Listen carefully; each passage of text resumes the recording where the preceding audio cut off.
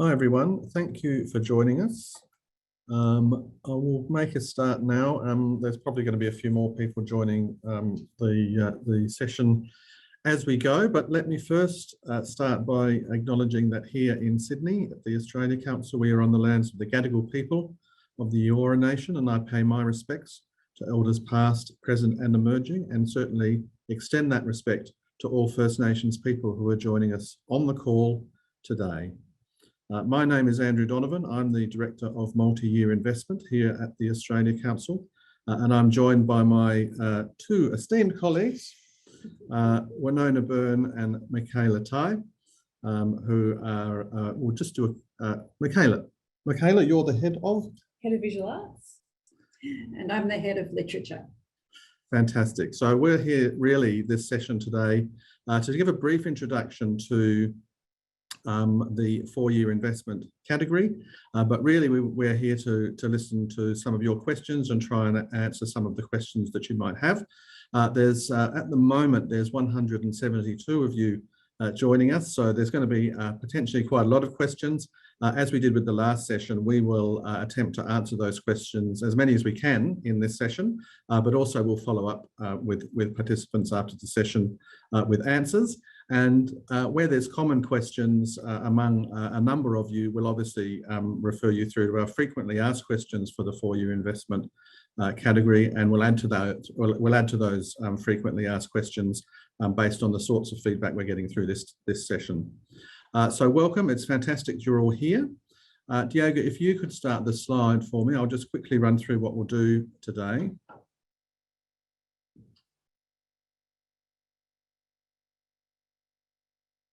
Just bear with us while that screen starts. Thank you. So we're going to talk about the four-year investment category for 25 to 28. And what we're going to touch on in the next slide you'll see is just a quick introduction to the category. The timeline for the applications, if you can move on to the next slide, Diego. Timeline for the applications. And then we'll touch on who the heads of practice are that you might want to contact in terms of your application. And then obviously there'll be that Q&A. Next slide, thanks, Diego. So this is a snapshot of the website for the Australia Council for the Arts. Hopefully you've all managed to see those. Now, I'm just noting in the chat, there's a couple of people who may be having a bit of trouble hearing this. The sound is unintelligible and images are frozen. Can you just add in chat if you're having that same sort of experience or if you're hearing things okay? That would be helpful for us just to know whether it's our internet here. We did have a few issues in the lead up to this session with our internet. So if you can just let me know if you're hearing us okay through the chat or if indeed there is a little bit choppy. Thank you. I think most people are saying it's all clear. So Robin, perhaps it's a problem at your end, but I hope for your sake that it starts to clear up a little bit. So as I said, hopefully you're all reasonably familiar with the description of the category on the website, and if you haven't had a look, please do. There's a lot of information there. A lot of information both around the category itself and around the frequently asked questions. If you can just scroll up a little bit for me on that page, Diego, or scroll down, I can't remember the right terminology. Really, the four-year investment category is for organisations to apply for a four-year investment in their artistic program. And that can be about the works that they create or works that are presented across a number of arts practices. And we'll talk about those in a moment. What we're seeking in February is expressions of interest. And so that's not, I guess, a full application in the sense that we're not expecting to see from organisations a full strategic plan. We're really wanting to see a summary of, I guess, an artistic vision for that period of 25 to 28. We asked for a little bit of financial information, and we also ask you to sort of think about what your key achievements have been over the last period. And in terms of those key achievements, we've extended that period back to before the pandemic, because we're obviously aware and acknowledge that a lot of organisations struggled through the pandemic, and so we were sort of I think we're going back over sort of 3 or 4 years even in terms of those key achievements that companies may have been able to make over that period, just to give the industry advisors who'll be looking at the expressions of interest a sense of the work of the companies. So you can see there the eligibility. We accept EOIs from organisations that develop, create and/or present artistic programs. I want to just touch on service organisations because we are looking at services slightly differently this year. Very shortly, there will be a description of a new stream of funding that we have called Delivery Partners that will be up on our website. This new stream really is about trying to support the provision of services to the arts and the arts sector in a slightly different way, and not through the 4-year investment category as such. Now, we have been in touch with organisations that we've had a funding relationship with previously around the provision of services and talked through those that we currently invest in through our 4-year funding program. And if you are a service organisation and interested, I would encourage you to have a look at that description of that program when it's up on our website within a few days to a week. And then if you've got questions, please put them through to us, and we're happy to talk our way through those. So that means that the focus of the 4-year investment program is very much on organisations that are creating, presenting or publishing artistic work. If you can go to the next slide, Diego. Just to give you a sense of the timeline, obviously we've announced the category. 14th of February is the closing date for expressions of interest. We plan to notify on the outcomes for those expressions of interest in early June, and part of that notification will include invitations to those that have made it through that expressions of interest process to make full applications to us. Those applications will close in August 2023, and that will be for a full application for 4-year investment for organisations. And we'll notify decisions of outcomes of those applications in December 2023, which means through January, February 2024, we will be working through contracts and issuing contracts for the 25 to 28 cycle of investment.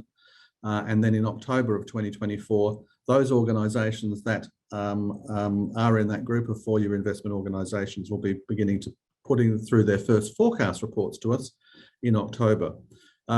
We have had questions about why we work so far in advance. And look, we're really conscious of the fact that these are significant decisions, and we want to give organisations enough time to plan leading into 2025 within the knowledge of whether they are going to be invested in through the 4-year investment category, or indeed whether they have a funding relationship that is changing with the Australia Council after going through that process.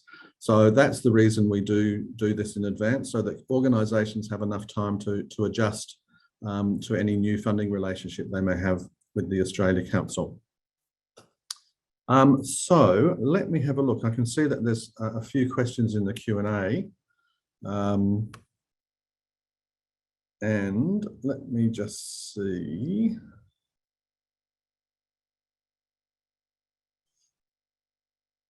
And I should just say, yes, I've just noted one question is about someone who is having a bit of trouble hearing us.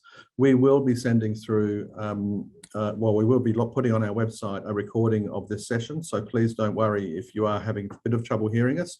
The session will be up on our website. And indeed, the session we did in last month in October is also on the website if you wanted to have a look at that as well.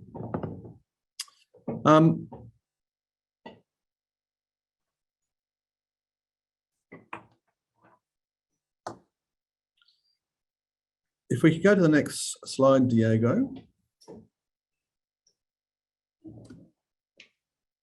So just before we launch into the questions, I just wanted to show you our list of our heads of practice. And you can see there the different arts practices that they represent here at the Australia Council. And of course, you're most welcome to make contact with those heads of practice. Probably the best way, though, in the first instance, is to go through our contact online contact system here through our website and lodge your inquiry that way, and we'll direct it to the right staff member to take care of it. So I'm just going to see a list down here at some of these questions. So Meredith has asked, I think that's the first question I can see clearly. Meredith has asked, what if you're a new arts business and have no previous financials? I think in terms of a new arts business, it's quite important that that you have some sort of project relationship with the Australia Council or with another arts funding body, so you can actually provide a bit of a track record of that kind of support in the previous years. But if it is a new business and there's no financial records, then please get in touch with us and we can just talk through what sort of evidence that you can provide us with in lieu of providing us with audited financial accounts.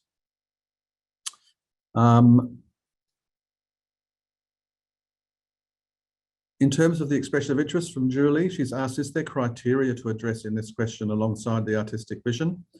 The three criteria for the expressions of interest are sort of the artistic quality and the artistic vision, so that our industry advisors will look at I guess the arc of what you're sort of thinking about in terms of an artistic vision over that 4 years. And I think that's quite important really, is to sort of be mindful of talking about where you're starting and where you want to finish in terms of an artistic vision over those 4 years. The next criteria is around viability. So that's a little bit about the capacity of the organisation to meet that artistic vision. And we don't focus too much on that because we're not looking at a strategic plan. We really are just looking at the financial, sort of the financial capacity of the organisation, I suppose, and just being confident that the financial situation of the company is relatively stable and well managed. And then the third criteria is about how the artistic vision and the activity of the organisation sort of meets the Australia Council's own corporate goals. And you'll see in the application form for the expression of interest, that area where you can sort of talk to that. But really the industry advisors will be looking at the application as a whole and drawing each of those criteria from the whole application, if you like, and making their judgment on the application from that basis.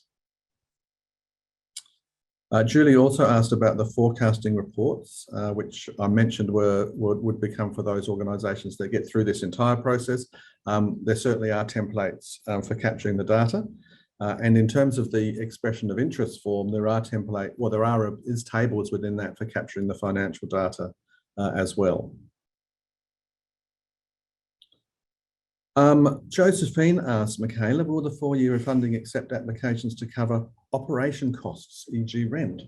Well, Andy, yes, definitely. I think the applications in terms of 4-year funding, we're looking to see your artistic vision and how you actually can construct your organisation. And that definitely will include operational things like rent. So this is an operational funding round for multi-year. So the viability will kind of look at the sort of way that you're spending money and how, as Andy just said, the sort of financial capabilities of your organisation to deliver and support that vision, and that would definitely include that. Thank you. Can organisations apply who are incorporated, i.e. proprietary limited companies, but not necessarily for profit?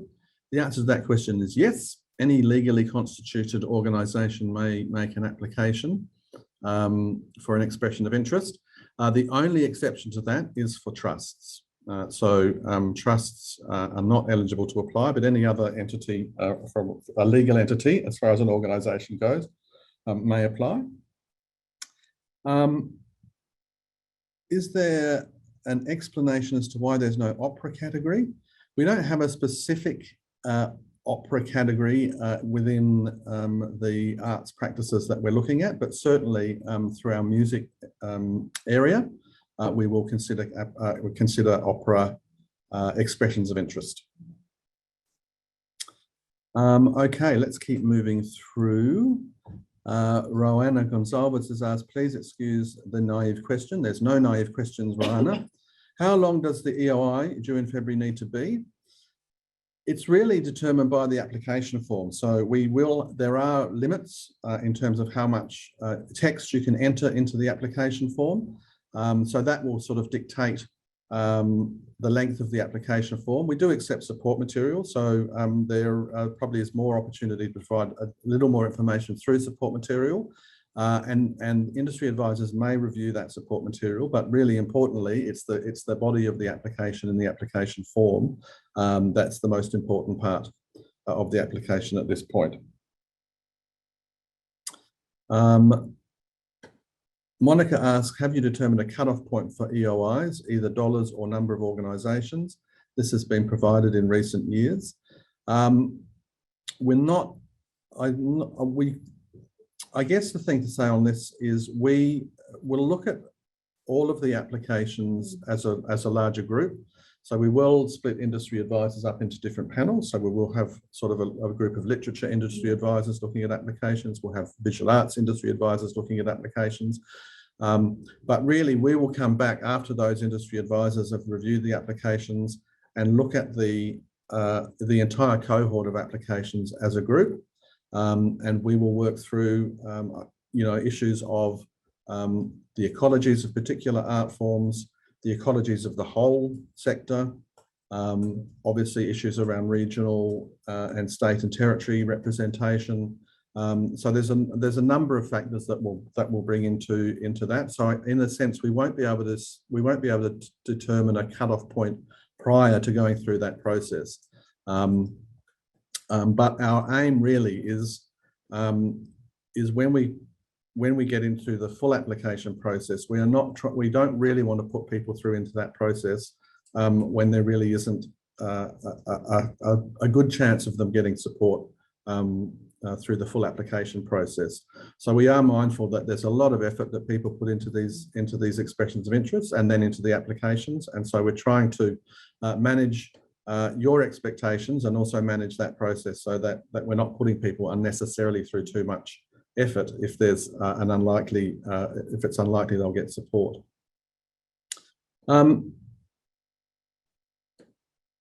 Monica also asked about a breakdown of organisations with consideration of art forms. I think that sounds similar to the earlier question, really, and again we look across the whole cohort. I think in terms of which art form you should be applying into, that is a question that you need to figure out with your team and your board about. I know there are quite a few organisations that fall between or across different art forms at how Australia Council kind of defines it. So it's really considering which one that you fall into. You can do applications to different panels. So you could do one, say, to dance and one also to multi-arts. And then see what happens going through that process. You can tweak them for those different kinds of focuses. But there is sort of no clear breakdown of which organisation, nor does Australia Council kind of determine that. We realise that many organisations move between them all, and that's up to you to decide how you fall. With the exception of First Nations, which of course must be First Nations-led organisations applying to that category. Terrific. Hey Diego, you can probably turn off the slideshow now. See our giant faces. See our big faces on the screen. Abby has asked, what are the parameters criteria around whether an org is considered a small to medium? Is there a cutoff or exclusion, either the number of full-time equivalent staff or turnover? Winona? Well, actually, I don't know the answer to this question, Andy. I would say that small to medium well, with the exclusion of those organisations that are operating as part of a bigger institution, would apply to the majority of the sector. I think that's right. So we don't really have a size, or, you know, in terms of FTE staff. It does differ between art forms as That's well. yeah, that's what I was drastically, saying. Yeah. And that's partly the reason, because you know, the range of organisations across different arts practices can be quite different in terms of their scale. So again, if you've got if you're really concerned about that, please do talk to us and just explain what your situation is, and we will work through that with you. Monica's also asked, what's the overall amount of funding that goes to 4U funding? Is this increased from the last round? Well, here's the not so good news, is that it hasn't. We are working within the constraints of the budget that we had for the last round. And so we're not anticipating that there's going to be any additional funding at this point in time. So it means it's going to be a very competitive process again, and we obviously are not going to be able to support the full range of organisations that we would love to support, and we know that are very competitive. So that's part of this reason for the expression of interest process too, is that we can manage those expectations and help companies to understand what their real prospects are in terms of support through this category. Zulia has asked, how is the National Cultural Policy due to come out in December going to affect everything? A very good question. We'd like to have a crack at that one. Well, I think the short answer is we don't really know yet. Obviously, we're all awaiting the National Cultural Policy announcement that will arrive in December, we hope, and from there we'll be able to make further decisions about whether there is any change to budget. We'll be making that decision at that time. But at this point, we're not anticipating a change. Thanks, Winona. I'm just okay. There's a question here about the industry assessors and who the industry assessors will be. We obviously, through our processes here with peer assessment, have a vast database of people who have experience and expertise in the arts, either as practitioners, through management, administration, and also through community interest. So the industry assessors will really be pulled from that pool of people, and we are using industry assessors in this process to help us review the applications and provide the Australia Council with advice on which applications are competitive, which applications are meeting the selection criteria to a high degree, and then sort of helping us to work through some of those issues around ecology. But the Australia Council will take all of that advice, and then we will work through, as I said, with the large cohort of expressions of interest at the end of that process, and then come up with a priority list of organisations that we'll invite through for the full application.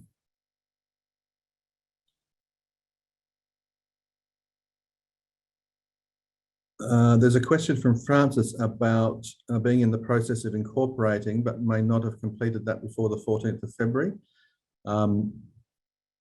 Please talk to us. I mean, it is an eligibility requirement that you're a legally constituted organisation. So I would suggest, Francis, just give us a call and talk through your particular situation, and we can work out what to do there.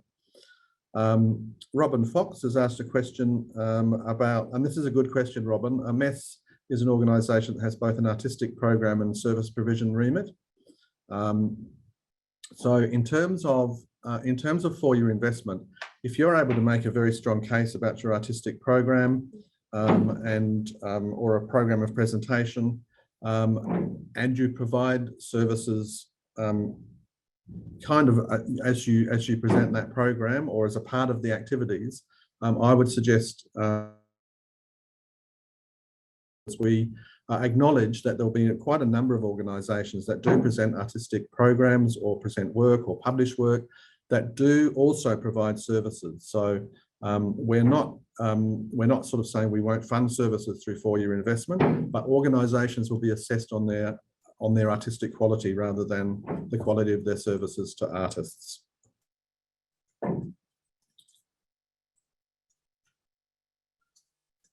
Peter's asked what art forms are included in the First Nations arts and culture category. Is it similar to previous applications to the Aboriginal and Torres Strait Islander Arts Board, which was more about community, or can we continue to see ourselves fitting into the theatre category, which is where we currently sit? I can't, there's a final point, Peter, in your question about a First Nations body within OSCO. That's something that's related to the cultural policy most likely. So we can't, we're not in a position to make a comment on that yet. But in terms of where you fit, I think it comes back to Michaela's comment really about where you want to pitch your artistic vision. But also reach out to both Trish and to Annette to have that conversation, to talk through where you're sitting and how you're programming and the makeup of your team and your board to be able to make a best decision about which way you'd like to apply. Sometimes there's multiple ways, so we encourage you to have a one-on-one conversation about your particular circumstances. Luke has asked about criteria 3, which is alignment with strategic objectives of the Australia Council. Do orgs need to focus on only one of the objectives or address multiple and all? I think it really is about thinking about which of those that your organisation best meets. So we don't expect every organisation to meet all of them, and there may be organisations that do one of them extremely well. Really, for us, it's about that alignment and understanding that if we are to enter into a investment agreement with you, that your activities actually are things that fit within our own corporate objectives. So I wouldn't get too wrapped up in that sort of issue, because if you're an organisation that's presenting artistic programs or creating art, then there's obviously going to be at least one of those objectives that you'll be able to make a case against. But again, if you've got particular nuances around how you meet that particular criteria, please give us a call and talk it through. So Maggie's just asked a question about delivery partners. As I said, it'll be very soon on our website. It's not going to be an open application process per se, and it's neither going to be fully invitation only. So the first step in the delivery partners will be invitations to some organisations, but we're also going to be doing analysis of service needs in the sector, and so it's very likely that there will also be an opportunity for people to put in proposals for service delivery as well. So I'm conscious that there's a lot of questions about that at the moment, but we'll have the information up very, very soon. And if you do have specific questions, again, please do call us and we can talk those through with you. Mia has asked her questions about her organisation in Quran, which is regional. Will that affect the potential outcomes? We welcome applications from people and organisations in regional Australia. We are only, I guess, constrained by our limited budget in terms of the range of organisations that we can support. But we do support organisations in regional Australia in the current 4-year funding program, and I anticipate we'll continue to do that in the 4-year investment program as well. Nancy's asked a question about the small to medium sector. I think we've sort of talked about that already in this one, Nancy. So please watch back a little bit earlier when we talk about what sort of organisations are in the sector. So we've got a window washer right. We've got a window washer right on our window, banging things against the window. Katie's asked a good question, which is, if a certain amount is requested, can an applicant be successful with a lesser amount? Well, no. Yes, they can. So we will be providing feedback after the EOI stage on your application. And if we feel that, or if the assessors feel that there is a more appropriate level of funding for that request, we'll give you that feedback. Alice has asked, will the council ever redirect an application to a different panel? The straight answer to that is no, we won't. If you apply to a particular arts practice, you'll be assessed by industry advisors in that arts practice, and the application will be considered in that context. Having said that, if you're unsure about which arts practice to apply to, please do contact us. And it is also possible to apply to 2 different arts practices through the expression of interest process. So I guess if those 2 expressions of interest were extremely competitive in both of those arts practices, we will then provide the direction to that organisation about which arts practice we will support a full application in. So we won't put through 2 expressions of interest to 2 full applications. It'll be 2 expressions of interest to 1 full application within the arts practice that we feel is most appropriate. An anonymous attendee has provided some good advice for us. So NAVA has a general guide on small to medium large organisations that may be helpful. And what is NAVA, Michaela? NAVA is the National Association for Visual Arts. They just released their new code of conduct, so it is within there. That is particularly visual arts based, but will give you a guide towards those kinds of sizes that are seen within the sector, small, medium and large. Anonymous attendee again, and this might be a different anonymous attendee, has asked, is there a bias towards longer running organisations as opposed to newly formed emergent organisations? I would say no. I would say that the whole idea of this funding, of multi-year funding, is to create a constellation of arts organisations across the country that form within our envelope, our money envelope, foundation of sort of support for the sector. And that can be organisations that have been around for a long time. It can be new ones that have emerged within the last few years that, address certain needs for this particular moment within things. We also know that many organisations have life cycles and move in and out. So there is a movement expected within multi-year funding from each cycle. Thanks, Michaela. Bevan has asked, what was the total budget for the last round? So Bevan, it was about $28 million for the 4-year investment in the last round, and as I said, it's likely to be around that figure this time around as well. Now there's a question around, does this grant cover film documentaries? I would say if the organisation's chief business is making film documentaries, I would suggest it probably isn't going to be competitive because we don't really have a film arts practice per se. But certainly, in the community arts and cultural development area, there are instances where an organisation that works in that space may create a documentary or a film as part of that practice.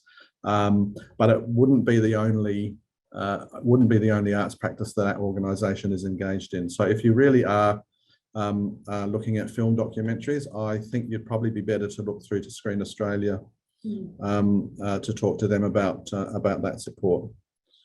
And Joe, that's $28 million per year. Sorry, I should have said that. Not over the 4-year funding period. So all up, I think over the 4 years, it's around over 100 million. Angus has asked, how is culture defined within the First Nations and cultural practice area? Are aspects such as language revitalisation or research covered? Again, a good question, Angus, and it's one that I think it does bear the need to talk to Trish, our First Nations Arts and Culture Head of Practice, because there are many nuances in that space, and in terms of what organisations that are funded through the First Nations Arts and Culture are funded to do. So I would really encourage you to speak to Trish about that. Can you explain the difference between multi-art form and community art and cultural development category? Yes. The community art and cultural development category, or the arts practice of community and cultural development, really is looking at community engagement and building art and creating art with communities.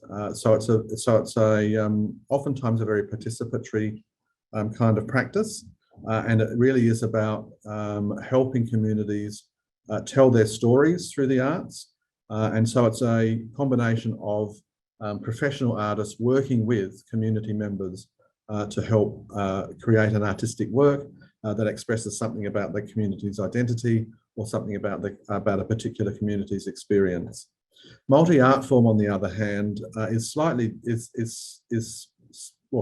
significantly different, because it really is where there's an organisation that's not working in one single arts practice, but is working across a series of still distinct arts practices.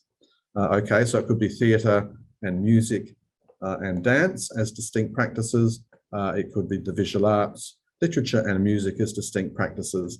And so they would not be competitive applying to literature, because they also have a significant music program and a significant visual arts program, for example. So again, if you're in that position, I really encourage you to sort of talk to us and talk through your particular situation, and we can provide advice on what might be the best approach.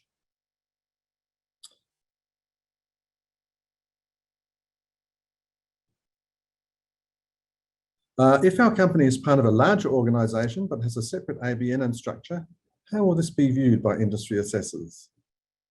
I think Winona's kind of referred to that situation just earlier, but it's fine. Yeah, it's fine to apply if you're a part of a larger organisation, but I guess the funding support that you're requesting would be for not to go to the larger organisation as a whole, but to go to that part of the organisation that you're working in, and that would need to be explained in some detail in the application. Yeah, it's normal that when we do enter the multi contractual relationships, that we do cover quite a significant percentage of the yearly turnover. So if you already do have that kind of relationship with a sort of larger auspicing body in some way, probably will not be prioritised when we're actually looking through things. Thanks, Michaela. Luke's asked about youth arts and whether there will be a return of a dedicated youth arts stream within arts practice. At this point in time, no, but we are obviously have been in a number of discussions with the youth arts sector over the last couple of years, and so we're not, in the current expression of interest and 4-year investment process, there's not going to be a separate dedicated stream for youth arts, but it is certainly something that we I understand is a big challenge, and we hope we can look at that in perhaps a different way. Carolyn's asked that in regards to the artistic vision and a 4-year program, that the Australia Council wouldn't expect confirmations of presentations, venues and partners for that whole 4-year period in the EOI. We don't really ask for a 4-year program in the expression of interest, you'll be pleased to know, Karen, so you don't have to have all of those confirmations there. The artistic vision really is that key point. Yep. And if you have a program for 2023, for example, then I'd suggest you add that in a support material, but the actual program of activities isn't a formal part of the expression of interest. If applications get through to the full application, then obviously we expect to see one full year program and then a outline of the following year program. but that's not a requirement for the expression of interest. Lisa asks, are support letters required for the EOI, and are they one page only and a maximum number? Look, I always think support letters are important, and particularly from respected peers in your particular art sector, to talk about sort of their perspective, I guess, on the quality of the artistic program of the organisation. The support letters, I would always suggest keep to one page, because if you can imagine the industry advisors and other people reading hundreds of applications, if there's really long support letters, then it becomes, I guess, a deterrent for them to sort of wade through all of those. So I'd try and keep support letters pretty tight and concise.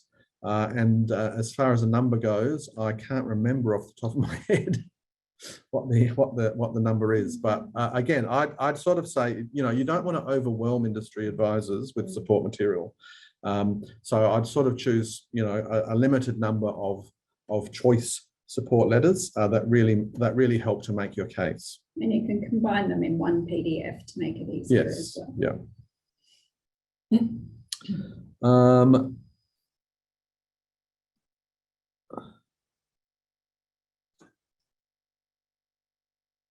There's a question from an anonymous attendee about the reassociation of Creative Partnerships Australia to the Australia Council and about successful +1 grants. Again, I would, in that particular instance, I don't immediately have an answer to that one, but please get in touch with us and just talk through that particular circumstance with us, and we can provide you with some advice there. Kathy asks, is it expected that you have a national focus? For example, if you predominantly support emerging writers from Western Sydney, would that exclude you from applying? No, it would not. We would support, or we would hope to support, organisations working in particular regional or geographic contexts, and that is fine. It doesn't have to be a national program at all, but your program should be recognised, I guess, nationally as one of significance. So no, you don't have to run a program in every state and territory to be eligible at all.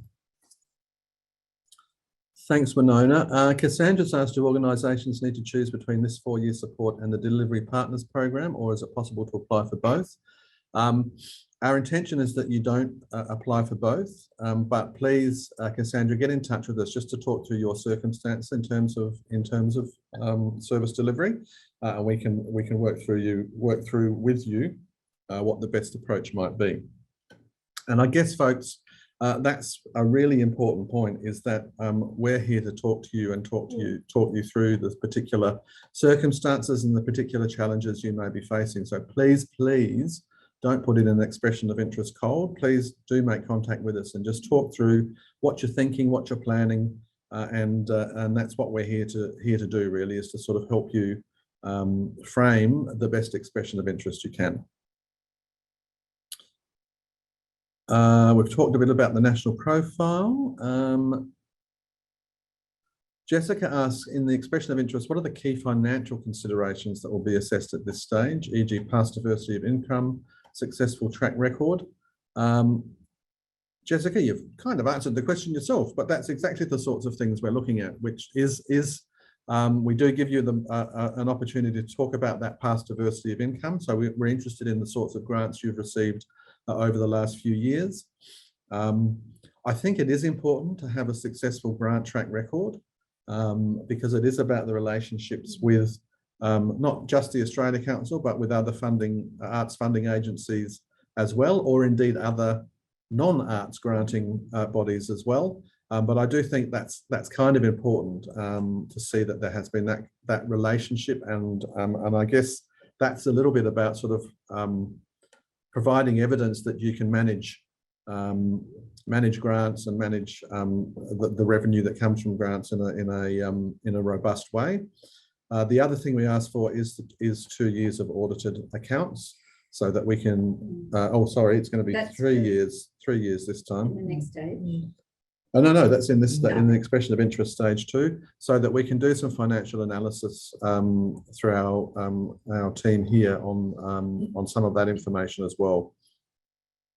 And we do ask for, I guess, a sort of projection of income and expenditure too. Stevie asks, will applications to other funding streams through the Australia Council be affected if we get a multi-year funding EOI being assessed at the same time? The quick answer to that is no. So you can still apply for other streams of funding through the Australia Council while we're going through this expression of interest stage. And then if you are successful in four-year investment, then there are some restrictions on access to other grants programs of the Australia Council. But for the expression of interest stage, not.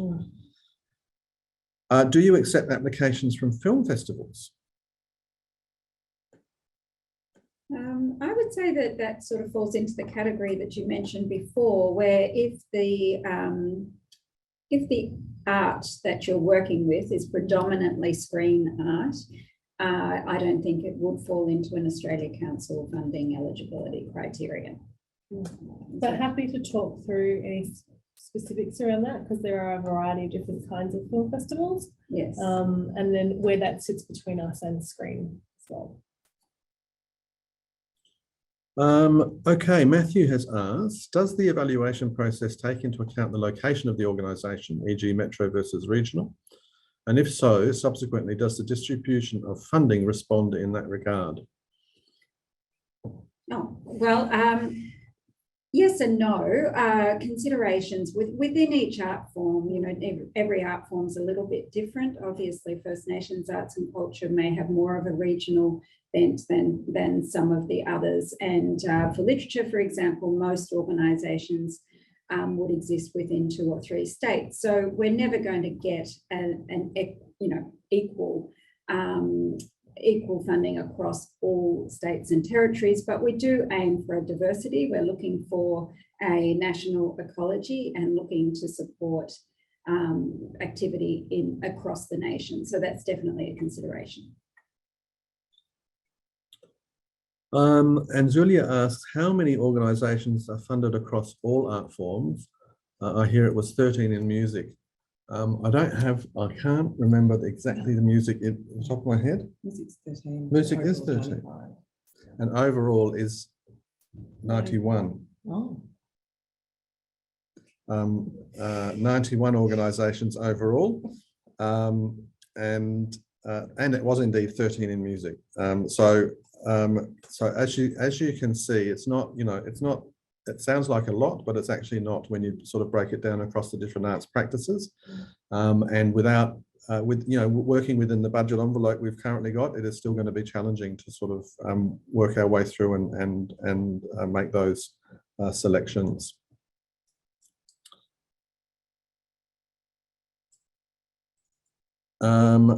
There's a couple of questions about from Mary Jo, I think it is, about what if your organisation only prepares special financial reports, not audited accounts? Again, in that instance, please talk to us and we can work out what the most appropriate way is. But I think if they're not audited accounts at this point in time, then it's probably fine to submit those in lieu of the 3-year audited accounts. But it's really important to be aware that if you are supported through 4-year investment, we do require audited accounts by an independent auditor or certified practicing accountant of the books of the organisation, and that is a requirement. And there is no ifs or buts about that. So please, in the frequently asked questions, we talk about reporting. And please refer to those frequently asked questions in that particular section, just so you have an understanding of the expectations of reporting if you do receive the 4-year investment grant. There's a question from Sarah about how many Writers' Festivals. There isn't a quota for any of the different activities. Obviously, as I said before, we do look for a spread of activity across the sector. But given that, we are only able to support a relatively small number of organisations in each art form, it's impossible to really say, but we wouldn't support all writers' festivals, nor would we try and, we would try and be inclusive of a range of activity. Megan's asked, given the rising costs and inflation and having the same budget, is it likely less organisations will be funded or likely that more organisations will get less? Will panels be given direction, advice to guide choice or arm's length? Great question. Good question, and it's hard, and it's probably a little bit difficult to answer, but you're absolutely right. The rising costs and inflation are a challenge for all organisations. We are going to have more capacity this time around to sort of look at the funding levels that we will be offering to organisations. So as you can imagine, it's going to be a very challenging equation for us to sort of work through that in terms of the number of organisations, the range of organisations that we can support, and then sort of also looking at the geographic location of organisations too. So I don't know that I can give us a sort of a specific answer to that, Megan, but it is going to be a real challenge, and it's something that we obviously are very aware of. I guess something to add is that we're also really aware of the reality of working in the small to medium sector. It is exhausting, and so we are, really looking within the budgets to make sure that it is viable and that it is supporting the ambition of the artistic vision in a way that actually is sustainable. So we will be really thinking about the idea of sustainable organisation, especially after the last few years everyone has gone through. Thanks, Michaela. Andy's asked, we're a CACD production company wanting to move into support service for CACD artists, startups, community groups, etc. We have a great track record with production. Can we apply for this funding based on our past practice? Or is delivery partners going to be more suitable? Andy, so again, I would suggest having a very a good yarn with Zohar, who can talk you through your particular circumstance and what that might look like in terms of a expression of interest through to the Australia Council. Peter's asked what the current split of FIFO orgs is on a state-by-state basis. Oh my goodness, Peter. Off the top of my head, I can't tell you, I'm sorry. But question on notice. It's a question on notice, but also our online grants list will have the 4-year funded organisations with the state that they're from. So you can do a bit of a filter and that you can filter on that online list. So that will give you a sense of what that is. But sorry, yes, I can't answer that off the top of my head. And then Peter's asked, and IPAs, Andy. What are IPAs, Peter? I'm not sure. If you want to just clarify that question a bit further down, Peter, that would be great. Sarah Jane has asked, is there a ceiling on an organisation's funding request as a percentage of the overall artistic program budget, e.g. no more than 30%? No, there isn't. We don't have a specific percentage in mind, but obviously, I think to be competitive, there needs to be a diversity of income for the organisation. So that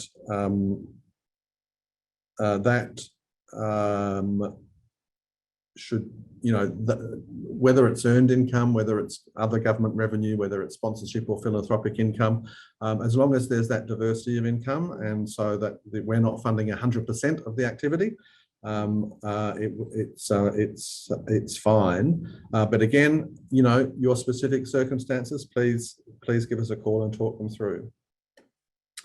Tanya's asked, will organisations currently funded under this program being given priority, or new organisations applying for the first time?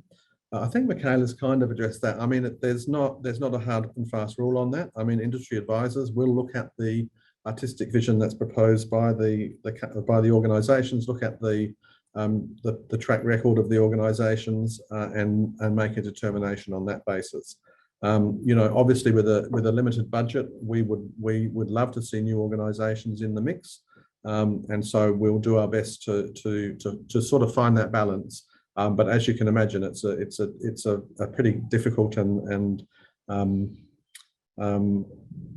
complex equation to work our way through that. Lisa has asked, would you confirm that we should apply for what we need up to 520K per annum, and then you'll advise if this should be less for the full application? Should we be invited? Yes, that's Lisa. That's kind of the process, really. So it's about requesting what is a reasonable amount for your organisation, and then we will look at that in the context of the full application, and provide some feedback to you on what you can pitch for in that full application. And indeed, when we get through the full application process, you know, we may look at the funding level again and make further adjustments based on what that final kind of cohort of organisations is beginning to look like. Carolyn's asked, and Hannah's typing an answer, so I don't need to answer that one, which is lucky because it's nearly, well, it is just on 2 p.m. Peter's asked, IPA's Institute of Public Accountants, the third professional accounting body in Australia. Yes, Peter, that would be fine. And Meredith asked another question just about the delivery partner grant. As we've said, we'll have further detail within the next few days up on the website about the delivery partner grant. But essentially, it's about organisations that provide services to artists and the art sector. We'll be establishing a separate funding stream to sort of support those services, separate to 4-year investment, and a separate kind of funding agreement with those organisations that is a lot more targeted on evaluating the services that we've agreed that will be delivered through that sort of investment. Oh my goodness, I think we've got through all the questions. So look, we hope you have found this useful, and look, the one thing I would emphasize to everyone is talk to us. Please don't put in a cold EOI that you haven't sort of discussed with people here. Thank you everyone for your attendance. It was great to see you all. We'll plan to do another one of these in December, so keep your eye on the website. And as we mentioned earlier, there will be a recording of this up on our website too. So if you know people who perhaps missed out on being able to see this, they're most welcome to get onto the website and have a look. Thank you to all the team here at the Australia Council who made this session possible. Thank you, Michaela. Thank you, Winona, for your advice. Thank you to our Auslan interpreters. Thank you to Diego, who does all the technical work behind. And thank you to Hannah. Thanks. Thank you to Hannah, and thank you, everyone. So look, thanks very much. We will see you around. Bye. Bye.